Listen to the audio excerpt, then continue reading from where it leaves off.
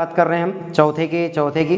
क्या कहता है कि एक राजमार्ग पर दो स्थान ए और बी है ना। एक राजमार्ग है हमारे पास, समझते चलिएगा।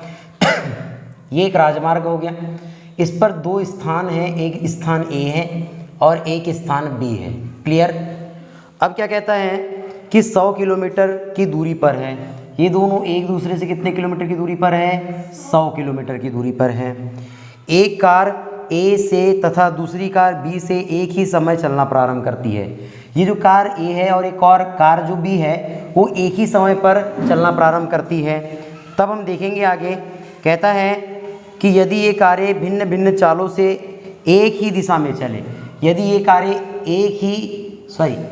कारें क्या बोलती है? भिन्न भिन्न चालों से एक ही दिशा में चलती है। मान के चलो ए भी इधर की ओर चल रही है और बी भी इधर की ओर चल रही है, तो ये सी पॉइंट कुछ होता है। ठीक है, सी पॉइंट कुछ मिला अपने को।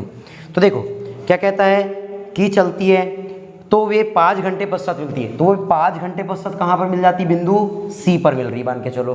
ठीक है, फिर कहता है कि यदि ये विपरीत दिशा में चलती है, यदि विपरीत दिशा में, फर्स्ट कंडीशन में तो दोनों एक ही दिशा में चली, लेकिन सेकंड कंडीशन में देखो कि ए इधर की ओर चल रही है और बी किधर की ओर चल रही है? इधर की ओर चल रही है, विपरीत दिशाओं में चल रही है। तो क्या कहता है? तो 1 घंटे पश्चात मिलती है। तो कितने घंटे पश्चात मिलती है? वो 1 घंटे पश्चात मिलती है। यहाँ पर 5 घंटे पश्चात मिली और यहाँ पर 1 घंटे पश्चात मिली।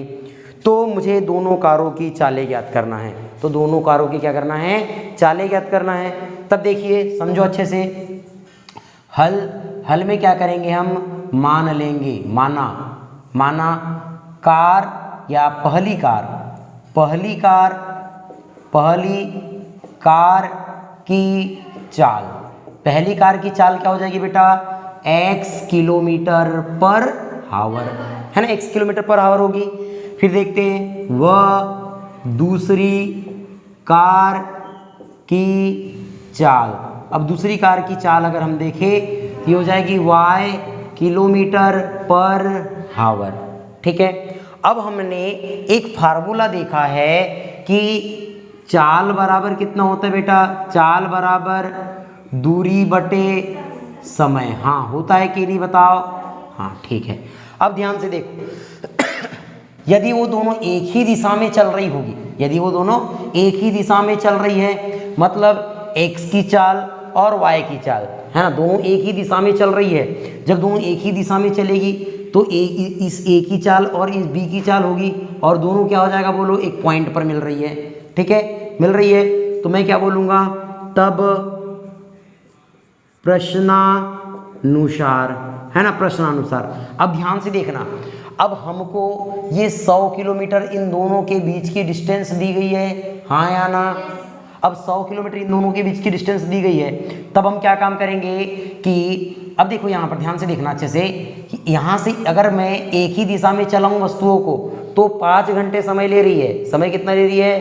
5 घंटे ले रही है। अगर वो अपोजिट डायरेक्शन में चलती है तो 1 घंटा समय लेती है। ठीक है, तो अब हम देखो कि चाल बराबर क्या होता है? दूरी बटे समय होता है। ठीक है, तो अब यहाँ पर ध्यान से देखो, अगर मैं समय को इधर ट्रांसफर कर दूँ तो क्या होगा? दूरी बराबर चाल गुना समय होगा कि नहीं?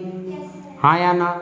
अब ध्यान से देखिए कि दूरी कितनी है। ध्यान से देखो, अगर मैंने एक बात ये कहता हूँ कि इसकी जो चाल होगी तो जो समय लगेगा और गुना चाल होगी कि नहीं? हाँ या ना?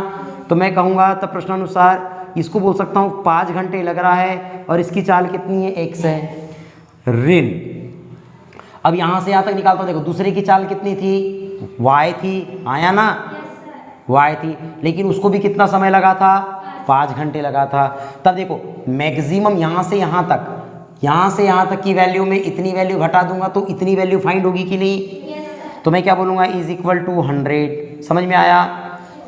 तो ये क्या है? ये तो दूरी तो हुई, यानी कि ए वस्तु, यानी कि जो बिंदु ए पर जो कार है वो 5 घंटे में x चाल से चलती है, तो दूरी कितनी फाइंड करती है? 5x। अगर जो बिंदु बी पर जो कार है हमारी वो क्या करती है बताओ? कि y चाल से चलती है और 5 घंटे चलती है तो कितनी दूरी तय करेगी, 5y दूरी तय करेगी।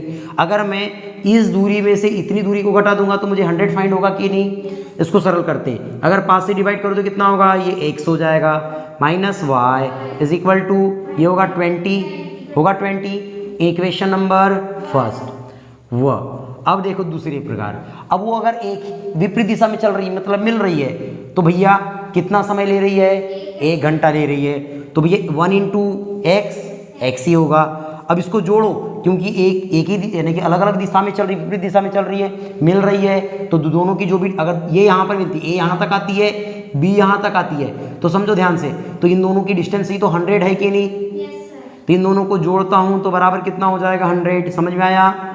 Equation number 2। अब क्या करेंगे, समीकरण नंबर 1 व समीकरण नंबर 2 को जोड़ने पर क्या करेंगे, क्यों जोड़ रहे हैं मैंने बताया था। देखो y के गुणांक समान है और देखो चिन्ह विपरीत है ना।